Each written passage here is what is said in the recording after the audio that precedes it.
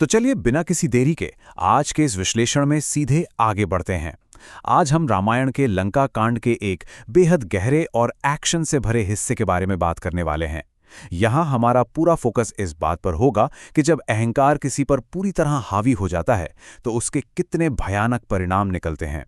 जरा सोचिए, क्या होता है जब बेहिसाब शक्ति और अहंकार की टक्कर एक अटूट विश्वास से होती है।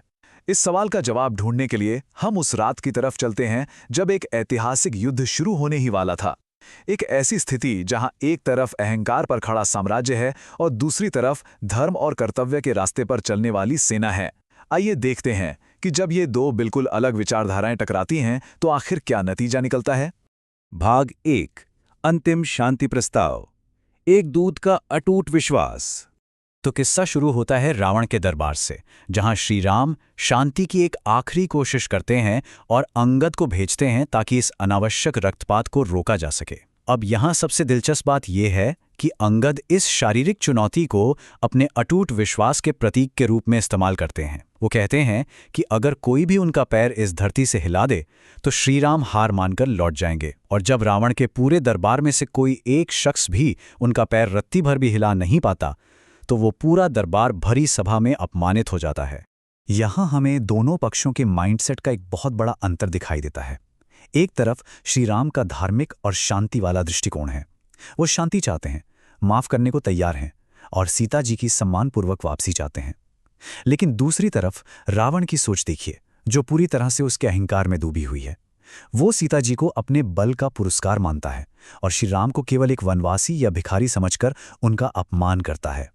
भाग 2, ज्ञानियों की चेतावनी, अहंकार की गूंज। अंगद के इतने शक्तिशाली प्रदर्शन के बाद भी रावण अपने घमंड के नशे में ही रहता है। वो अपने सबसे करीबी और समझदार लोगों की सलाह को पूरी तरह से इग्नोर कर देता है। उसकी पत्नी मंदोदरी का ये कथन बहुत ही मार्मिक है। वो समझाती हैं कि सच्ची ताकत सिर्फ शारीरिक बल या हथियारों में नहीं होती और एक सतवंती नारी के संकल्प को कभी जीता नहीं जा सकता। लेकिन रावण वो इस सच्चाई को स्वीकार करने से साफ इनकार कर देता है। यानी बात साफ है, रावण जानबूझकर तर्क, नैतिकता और यहां तक कि अपने अस्तित्व को अनदेखा कर रहा है। मंदोदरी स्पष्ट बताती हैं कि राम कोई साधारण मनुष्य नहीं बल्कि साक्षात नारायण हैं और ये युद्ध उन्हें विधवा कर देगा। उसका नाना मल्यावन भी समझाता है कि लंका की भलाई राम की शक्ति को स्वीकार करने में ही है। पर रावण अपनी पुरानी जीतों के घमंड में इतना अंधा था कि उसने सबको ठुकराकर अपने खुद के विनाश का रास्ता चुन लिया। भाग 3, युद्ध का आरंभ, अहंकार का मूल्य। अब चलते हैं रणभूमि की तरफ। युद्ध के पहले ही दिन का ये टाइम टेबल देखिए, आपको समझ आएगा कि रावण के घमंड की क्या कीमत चुकानी पड़ी थी। सुबह होते ही सेनापति वज्रमुष्टि मारा जाता है। दोपहर तक रावण के खुद के बेटे प्रहस्ता की जान चली जाती है और तीसरे पहर में मां का राक्षा, जो अपने पिता खर का बदला लेने आया था, वो भी मारा जाता है। इन बड़े योद्धाओं का इतनी तेजी से गिरना अहंकार की भयानक और तुरंत चुकाएगी कीमत को दर्शाता है। अब ये हिस्सा सच में कमाल का है। देखिए कि मुख्य नायक रावण की छल कपट वाली माया से कैसे निपटते हैं। मकराक्षा मैदान में भ्रम पैदा करने के लिए काले जादू का इस्तेमाल करता है, पर लक्ष्मण जी घबराते नहीं। वो एक बेसिक लॉजिक लगाते हैं कि माया या भ्रम के इन रूपों से खून नहीं निकल सकता। वो इस इल्यूजन के बीच उस एक लौती रियलिटी को ढूंढते हैं जिसके शरीर से खून बह रहा है और सीधे उस पर प्रहार करके खेल खत्म कर देते हैं। भाग 4, राजा का अपमान, अहंकार का चरम। जब अपने महान योद्धा एक एक करके मारे जाते हैं तो एक हताश रावण खुद मैदान में उतरता है और यहां उसका सबसे बड़ा सच सामने आता है। एक तरफ उसकी बड़ी बड़ी बातें हैं कि वो अजय है, मानवीय भावनाओं का मजाक उड़ाता है और सब कुछ नष्ट करने की धमकी देता है।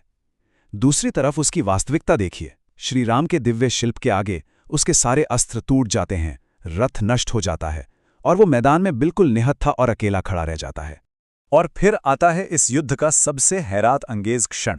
श्री राम उस निहत्थे शत्रु को मारने के बजाय उसे बख्श देते हैं और कहते हैं, घर जाओ, आराम करो और कल आना। जरा सोचिए, किसी अहंकारी व्यक्ति के लिए, पाताल से लेकर स्वर्ग तक कांपने वाले रावण जैसे राजा के लिए अपने शत्रु की दया पर जिंदा छोड़ दिया जाना शारीरिक मृत्यु से कहीं ज्यादा बड़ा अपमान है। उस पल बिना अस्त्र और बिना अहंकार के रावण को पहली बार अपनी असली औकात का एहसास होता है। वो मन ही मन ये स्वीकार करता है कि उसका सारा घमंड चूर चूर हो गया है। जिसे वो कल तक एक साधारण इंसान समझ रहा था, उसकी ताकत के आगे वो बिल्कुल विवश है और सिर्फ उसी की दया से आज जिंदा है। भाग 5 दानव को जगाना, अंतिम हताशा। इस भारी बेइज्जती के बाद रावण के अंदर सिर्फ हताशा और डर बचा था। उसे पूरी तरह एहसास हो गया था कि राम के बाण दिव्य हैं। वो अपने सबसे बड़े योद्धाओं को खो चुका था और माल्यवान के सामने मानता है कि वो पूरी तरह पावरलेस महसूस कर रहा है। जब रणनीति के सारे रास्ते बंद हो जाते हैं तो वो अपने दूतों को महल के सबसे अंधेरे और गहरे कक्षों में भेजता है। और तब एंट्री होती है कुंभकर्ण की, रावण का विशालकाय भाई जो गहरी नींद में सोता है। इस अनिश्चित और भयानक शक्ति को वक्त से पहले जगाने का फैसला ही ये साबित करता है कि रावण अंदर से कितना पैनिक कर रहा था। कुंभकर्ण अब केवल एक भाई नहीं था, बल्कि हताशा के सबसे नाखले वाले वक्त में इस्तेमाल होने वाला एक आखिरी ब्रह्मास्त्र बन चुका था। जैसे ही वो दूत कुंभकर्ण को जगाने महल की गहराइयों में उतरते हैं, हमारे सामने एक आखिरी और दुनिया हिला देने वाला सवाल रह जाता है। क्या ये सोता हुआ दानव उठकर लंका को बचा पाएगा, या फिर इसके जागते ही लंका के बचे कुचे अस्तित्व पर भी अंतिम विनाश की मोहर लग जाएगी? सोचिए इस बारे में। आज के इस विश्लेषण में बस इतना ही।